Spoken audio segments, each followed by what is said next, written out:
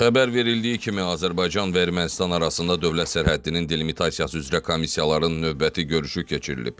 Medialog xəbər verir ki, Ermənistanın Ağverən istirahət zonasında Azərbaycan Baş nazirinin müavini Şahin Mustafayev və Ermənistanın Baş nazirinin müavini Mihel Qriqoryanın sədrliyi ilə delimitasiya komissiyalarının 13-cü iclası baş tutub.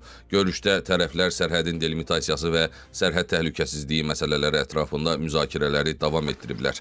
Xatırladaq ki, rəsmi nümayəndə heyətlərinin müzakirələri ilə paralel olaraq Ağverəndə hər iki ölkədən olan iş adamları da bir araya gəliblər. İclasın yekununda Şahin Mustafayevin rəhbərlik elədiyi nümayəndə heyətinin korteji Ağverən ərazisini tərk eləyib.